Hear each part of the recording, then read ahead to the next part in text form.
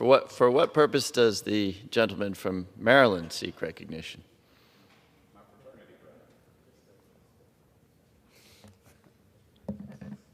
Mr. Speaker, I ask unanimous consent to speak out of order for 1 minute. Without objection, the gentleman is recognized for 1 minute. Advise and extend my remarks. Mr. Speaker, we are here today to fulfill one of Congress's most basic responsibilities, to fund our government and keep it working for the people. We're not doing that very well. It's the 23rd of December, the day before Christmas Eve. The weather is bad. Members, we'll see how many are here to fulfill their duty. This sweeping package is anything but garbage, as the previous speaker intoned. It is, in fact, the essence of supporting our national security, our domestic security, and the welfare of our people. That is not garbage. This sweeping package secures full-year appropriations for fiscal year 2023. In reality, Mr. Speaker, this bill should have been passed in September of this year. Why? Because the fiscal year ends on September 30th, and fiscal year 23 begins on October 1st of this year. The Senate had not passed a single appropriation bill by the end of the last fiscal year to provide for the fiscal year in which we are now operating. That ought to be unacceptable for the 535 of us who have been sent here to represent the American people in a responsible way, in a way that reflects that we are adults, seized with a responsibility that the American people expect us to meet. Today, too late, but never too late to do the right thing, we will meet that responsibility. I want to thank Chairwoman DeLauro and Ranking Member Granger and their colleagues and staff on the House Appropriations Committee and the staff director, all who have worked round the clock to help us achieve an end which must be achieved every year. This does not come as a surprise to any of us that we have to fund the government of the United States of America. So I thank each and every member of the staff of the House Appropriations Committee. And indeed, I thank Mr. Leahy and Mr. Shelby, the chair and ranking member of the Appropriations Committee in the United States Senate. They wanted to get this job done. They wanted to get this job done in a timely fashion. But unfortunately, the United States Senate has become enamored with doing an omnibus at the last second. That ought to be a disappointment for every member of this body and every American. As an appropriator myself, I know how much work the committee and the staff perform behind the scenes to keep our government operating. And I want to commend them all for advancing all 12 of the regular appropriation bills for fiscal year 2023 out of their committee in June of this year. In June. While our colleagues in the Senate had not passed any by September 30th. We passed 6 of those bills through this House, Mr. Speaker. We sent them to the Senate, and they have not been taken up. Indeed, for the last 4 years, our House majority has passed legislation to fund almost all of the government by the end of summer. Only, Mr. Speaker, by fulfilling this most basic duty can Congress start to make progress on its other obligations to the American people. Now, Mr. Speaker, as you know, as my colleagues know, I am stepping down as the majority leader. But I am returning to the Appropriations Committee. And I pray that I will have some ability and can make some contribution to effecting a rational appropriations process which pursues regular order, which understands that we ought to pass every appropriation bill through this House, every one, all 12, by the end of June, which accepts the premise in the United States Senate they ought to pass their appropriation bills by the end of June. And then we ought to spend July, August, and September in resolving the differences that exist between the Senate and the House on funding priorities. And then by September 30th, having passed all of those bills and avoiding this funding by crisis, avoiding this last-minute Christmas Eve performance of our duties. Only by fulfilling this most basic duty can Congress start to make progress. We have a responsibility to address issues that undermine the strength and prosperity of American workers and families. That's why this omnibus includes measures to lower costs for Americans by expanding nutrition assistance programs, increasing funding for child care, making a greater investment in reducing monthly utility bills, and enhancing retirement savings. That, Mr. Speaker, is not garbage. That is critical action that this House has a responsibility and a duty to our country and to our constituents to perform, and we should have performed it in a timely fashion. But as I said earlier, it is never too late to do the right thing. This is simply not the right way to do it. But it must and should and will be done today. From hurricanes to wildfires, natural disasters, and the climate crisis are a growing threat to Americans across the country.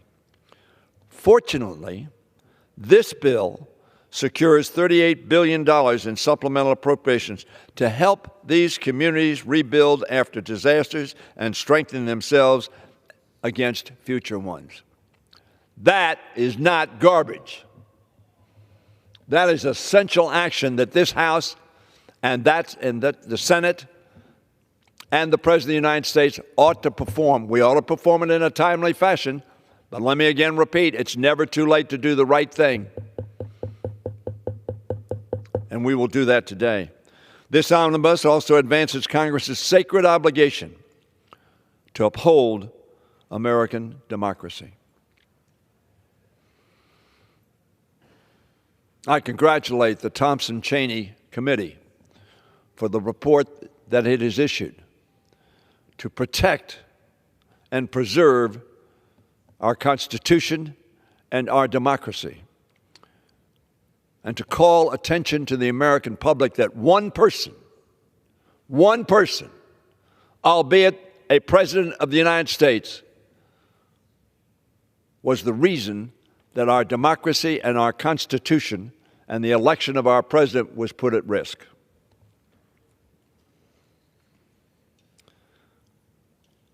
I congratulate the members of that commission for the extraordinary courage that they have shown, standing up and telling the truth and letting the American people know why January 6th occurred, and letting the American people know who was responsible, one person, for that threat to our democracy, our Constitution, and the election, a peaceful, regular order election of the President of the United States.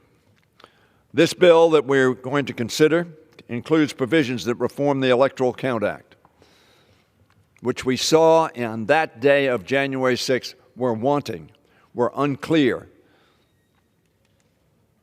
and were used incorrectly to put at risk our democracy. The Electoral Count Act included in this bill will clarify once and for all that the Vice President's role in overseeing the count of electoral votes is purely ceremonial. Let us thank Vice President Pence, who had the courage and the intellectual integrity to pursue that premise, that his duties were ceremonial only. Indeed, this provision points out that no individual nor can or ought to be able to overturn the will of the American people. This precaution, I tell my colleagues, will ensure that we never see a repeat of the shameful and malicious attack on our democracy on January 6th last year. Our obligation, Mr. Speaker, to uphold democracy and freedom also extends beyond our borders, especially to the people of Ukraine as they fight courageously and at great cost for their democracy, and indeed for the democracy that exists in every nation that embraces democracy on this globe. Yesterday, President Zelensky made the perilous journey to speak with us about his country's struggle for freedom and democracy. Winston Churchill, as Speaker Pelosi pointed out, visited this chamber shortly after that day of infamy in December of 1941. His nation, like President Zelensky's, was under siege from the Nazis. And he came to speak to us of freedom, came to speak to us of our critical role in helping to defend freedom. As John Kennedy said, here and around the world. We are a beacon of freedom, a beacon of light, a city on the hill, a shining city that Ronald Reagan referred to. And we are a nation to whom other nations look for helping them to protect their freedom, but in a much larger sense, the freedom of all freedom-embracing people of the world. That President Zelensky chose to come here to this capital on his first visit outside Ukraine since Russia's criminal invasion, risking his own life and safety, says as much about his personal courage as it does about our role in preserving democracy around the world. On 9/11,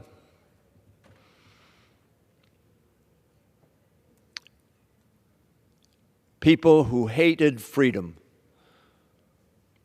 people who hated the symbol of freedom, flew 3 planes, one into the World Trade Center, one into the Pentagon, and one, Mr. Speaker, that I'm convinced was designed to decapitate the dome of the Capitol, that symbol of democracy for all the world, that symbol of our democracy. They failed because of the courage of the passengers on the airliner designed to decapitate the Capitol, and took it down and gave their own lives that that mission would not be completed as that plane crashed into a field in Pennsylvania.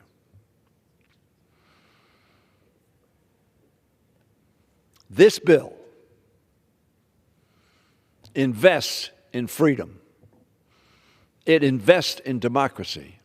It invests in a world order based upon law and not based upon threats and military might.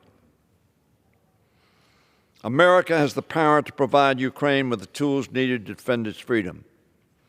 This legislation includes nearly $45 billion in additional aid to help the Ukrainians in that critical, important, world-saving effort. In his remarks last night, President Zelensky said that he needed our help, that he needed our support. He needed weapons with which to respond to Russia's criminal activities. Today's counteroffensive by those who defend democracy has already liberated the people of Kherson, Kharkiv, Lyman, and other places in the Donbass. Reporters asked me, Mr. Speaker, how much are you willing to spend to defend Ukraine? And my response, Mr. Speaker, whatever it takes. Freedom, as we know, is not free. And our founding fathers pledged their lives, their fortunes, and their sacred honor against a great power, Great Britain,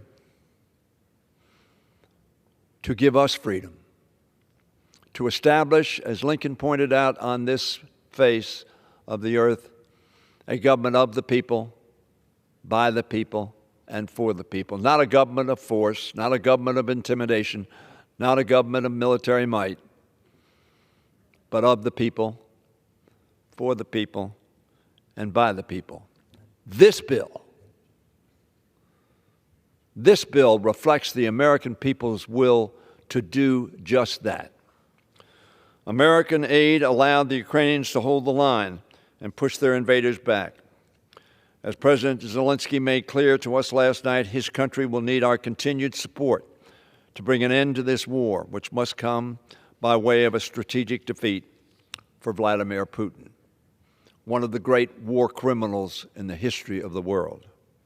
This aid is an investment in the future of democracy and the safety of the free world. Mr. Speaker, this bill is a critically important piece of legislation, not only to keep our government funded, to keep our people being served, but also to show that the United States of America's government works. The vote last night, Mr. Speaker, in the United States Senate was 68 to 29. Over two-thirds of the United States Senate stood and said, it is time to do our duty. And they did it. Not because each and every one of those senators thought that this bill was perfect. It is not.